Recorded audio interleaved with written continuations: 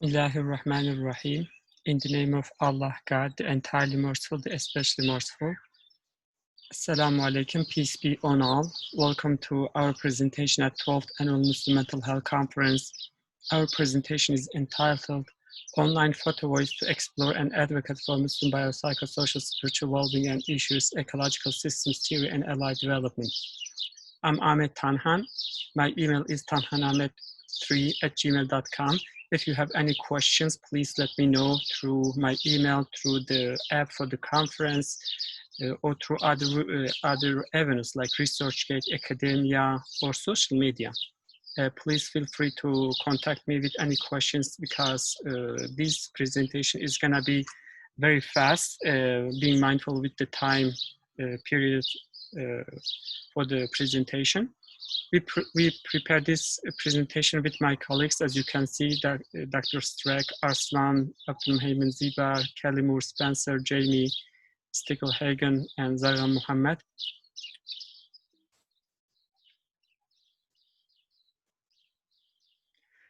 And first, if we were together, I would have loved to take some time to take a deep breath and to appreciate being in the moment, being together. And since we are not together, I want to take just a moment to appreciate that we are still taking breath. We are attending our conference during this COVID-19, this very difficult time. And I really want to appreciate all the partners, especially Institute for Muslim Mental Health, the Department of Psychiatry at the Michigan State University, putting all these things together for us to connect with one another and to move forward to serve all people. So I really want to give a heartfelt thanks to them, and also a deep appreciation to my dear friends, my colleagues at the conference. I'm looking forward to connect with you all. Again, if you want to get the full manuscript for this study, please email me, or you can visit these websites and get them, or through all other avenues.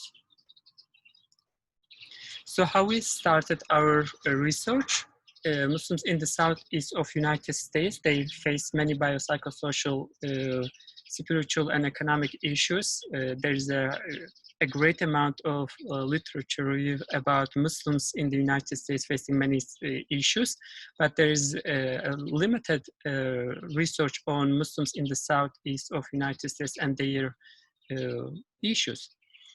So I'm not going to take a lot of time to spend time on this slide because really there's a lot that I need to cover. So there was a need for this study, and also the comprehensive literature review showed that Muslim population increased very fast in the United States. Muslims face psychosocial issues at 5 levels: global level, local community level, interpersonal level, and intrapersonal level. Muslim issues affect all, not just their community. So that's another important issue for mental health providers.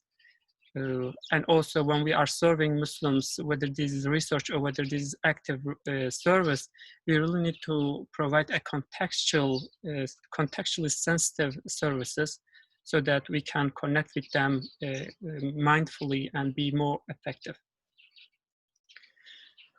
So when we look at the gaps and our research problem, few studies about Muslims in the Southeast, in the South and Southeast, lack of mental health professionals acting with and for the Muslim community to address primary issues. It is generally conducting the research and then leaving as it is.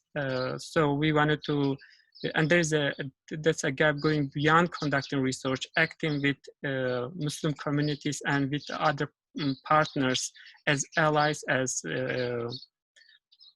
as community partners to do some advocacy. Public and mental health professionals are more likely to work with a relatively diverse group of Muslims sometime in their career and should be familiar with their biopsychosocial, spiritual, and economic aspects. That's a very important point that has been stressed in the literature. lack of research on Muslims biopsychosocial, spiritual, and economic aspects through Photovoice, and call for such research. We have not, we did not come across any research on Photovoice and Muslim mental health or Muslim biopsychosocial issues, so that was a gap. And also we did not have any Photovoice conducted online. And we also did not have any online interpretative phenomenological analysis. So these are some important gaps in the literature review. So based on all these, there was a need for a theoretically well-grounded empirical research to develop and use a contextually appropriate online Photovoice, OPV, develop and use online interpretative phenomenological analysis, OIPA, utilize OPV to collaborate with the college-affiliated Muslims and possible allies in the southeastern US to understand these communities' most important facilitators, strengths, and various concerns affecting Muslims. We asked the participants to consider their campus experience, what facilitate their life on campus as a Muslim, and what are the barriers for them as Muslims when they consider their campus experience. So before dive into the other steps of the research, I just want to take a moment and say what is online Photovoice, what is OPV. In 1999, Wang and Boris developed traditional Photovoice to work especially with small disprivileged groups to understand their experience in a related area. Groups included 8 to 13 participants. In 2015, with Dr. Streck, my professor, we developed online Photovoice. Through OPV, researchers can work with more and diverse participants, much easier, anonymous, and effective. OPV becomes much more practical and critical when it is difficult to meet face-to-face in the face of pandemic, endemic conflict, war, or natural disaster. So there's a great advantage here. OPV protects the participant's voice in a much more robust way and anonymously. And also using OIPA to carry their voice without changing or without adding other voices. So this is an important point. So first OPV study came out a few months ago, online Photovoice to explore and advocate for Muslim biopsychosocial, spiritual well-being and issues, ecological systems theory and allied development. It was published in Current Psychology. So if you are interested in, I can send the manuscript, or if you want, you can get it. Also, we conducted a recent study in Turkey with college students. If you are interested in this one, it is under review. Probably soon it will come out. The purpose of our study was the one that we conducted in the United States with college students before COVID-19. Was we aim to develop and utilize OPV from a contextual, sensitive, and functional perspective, examine and acknowledge Muslims' most common biopsychosocial, spiritual, and economic concerns and strengths through OPV that incorporates online interpretative phenomenological analysis and collaboration with Muslims and allies in the community, enhance Muslims' biopsychosocial, spiritual, and economic strengths, address biopsychosocial, spiritual, and economic concerns, do all these through social advocacy with and for Muslims by reaching out to policymakers and critical individuals in charge of institutions to create effective awareness at a systemic level. So you can see we have used a theoretical framework, including OPV, ecological systems theory, OIPA, and also doing all these with social advocacy. And this is a picture from our main partners, from MSA, from key people, and from my colleagues. That's a picture. So in our method, we had a qualitative methodology and OPV as our technique. Some people call OPV as a technique and some people call it as a method. Participants, we had 131 Muslim affiliated with colleges in the southeastern US submitted their responses. In total, 118 participants truly participated. 13 participants did not complete the study. 8 were freshmen, 15 were sophomores. So you can see the details about the participants. Procedure, we conducted a comprehensive Photovoice literature review course, developed OPV, developed OIPA. We attended Muslim communities, MSA meetings, local Muslim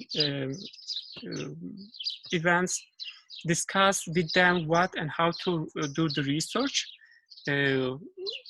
received IRB for a new OPV with the community based on their design. We had a really good tie with the community because we had conducted a research in 2019 that brought a lot of advantages to the Muslim community. So we had a really good, a very good starting point.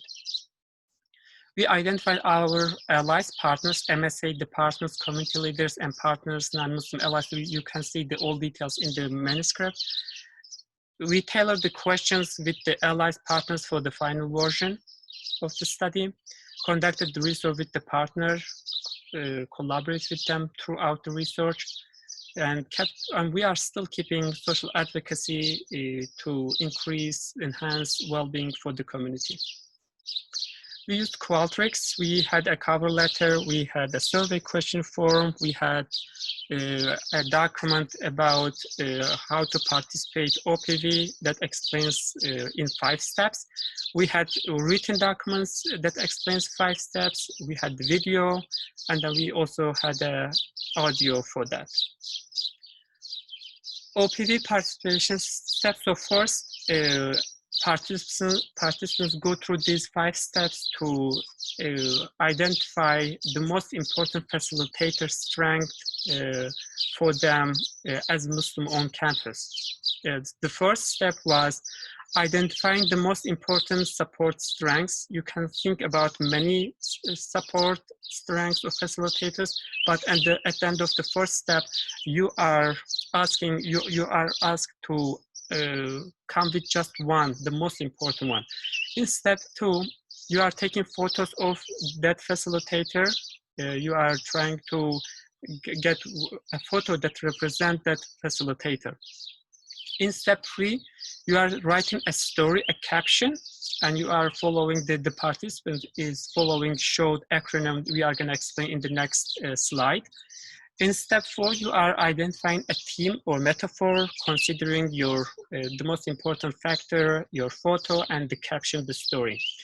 In step 5, we had voluntary attendance to Photovoice exhibition, community dinner, and prayer.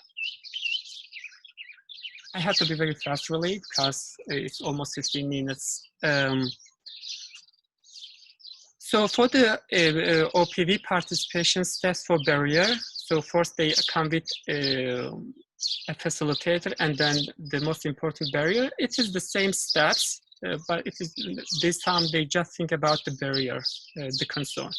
So in step 3, we said when the participant is writing their caption or story, they are following showed acronym. So what is the showed acronym? The participant is recommended to follow showed acronym to make the captions and stories of the most important facilitator and barrier more effective, meaningful, powerful, and comprehensive as a whole, rather than writing separate sentences for each letter. So S stands for what do you see in the picture as representative of a strength support for you or as part of your life experience on your campus. H stands for what is happening in the picture you have taken. Briefly describe the picture.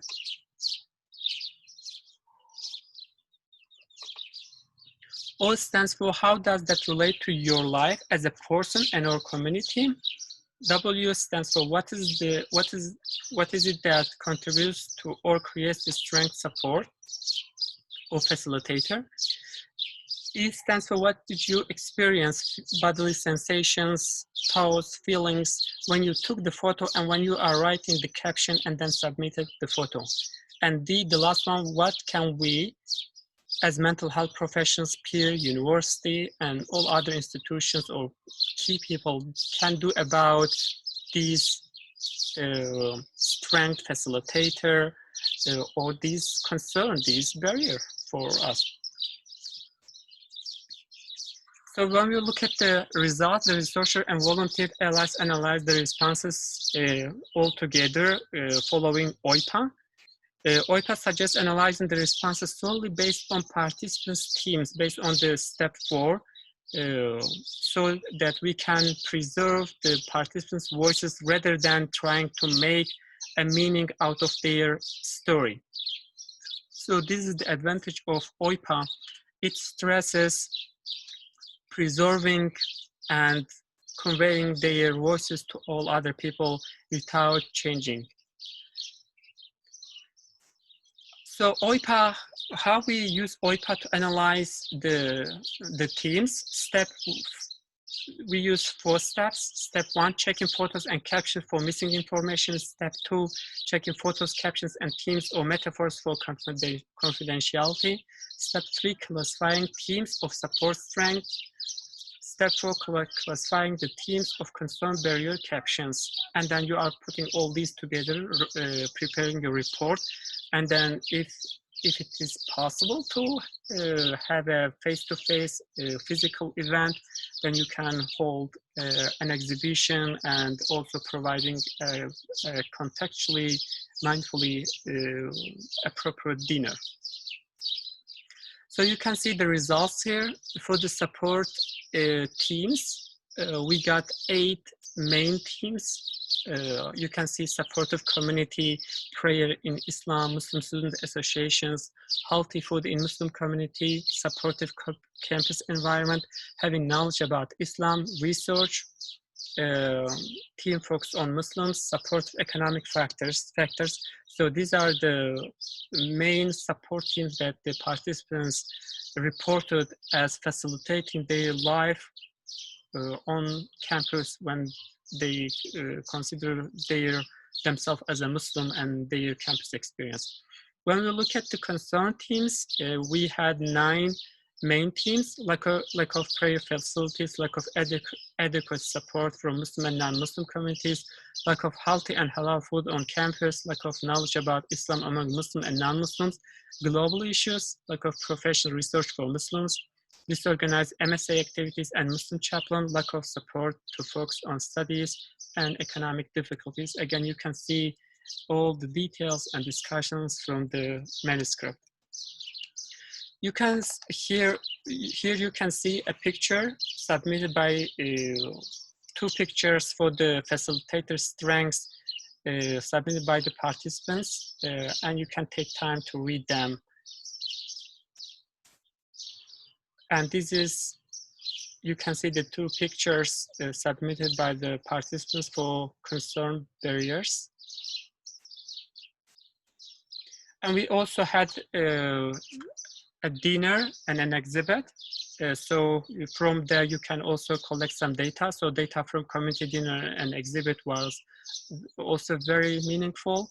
And actually it confirmed our other results. They confirmed these results. So it was very important for us to have the event as well. So implications, main implications, we can definitely have some main implications in service, research, education, and advocacy. And conclusion, Muslims in the Southeast have many psychosocial issues, economic issues. OPV was successfully developed and utilized for the first time. OIPA was successfully developed and utilized for the first time. And also it was the first time to our knowledge using Photovoice OPV with Muslims focusing on their biopsychosocial, spiritual, and economic issues. The results coincide with the larger related literature and add some critical results that have some specific implications for mental health and public health professionals. We have achieved most of the purpose of the study, but the social advocacy is still going on. I'm still in touch with the Muslim communities over there, with our professors, and we still get some contextual changes, improvements based on the results. And I would also love to collaborate with anyone interested in mental health and also OPV and COVID-19. And also we conducted a recent study in Turkey asking college students what facilitate their life during COVID-19 home confinement. and also what were the barriers, what were the concerns that made difficult COVID-19 process for them. And we got some really good results. So I would humbly suggest all to look at this study as well. We had 148 college students who completed the research, but 127 only consented for the research. And here are some results. We had 19 main facilitator teams. As you can see, one of them was being mindful. The second one was having a family. The third one was practicing spiritual activities. Yeah, it was very interesting, really. And these are also, we had 21 main barriers that were reported by the college students in Turkey during COVID-19 when we used OPV with them. I would love to acknowledge all the help and support from all these people for our study in the United States. And I also do deeply appreciate all the effort by the partners of this conference that give us a great opportunity to connect with you all and doing something meaningful for our Muslim communities all across the world and for all people. Yeah, thank you so much. I do really appreciate your time and your interest. I would love to connect with you to conduct some more research and learn with you and from you. Thank you so much. Looking forward to connect with you all.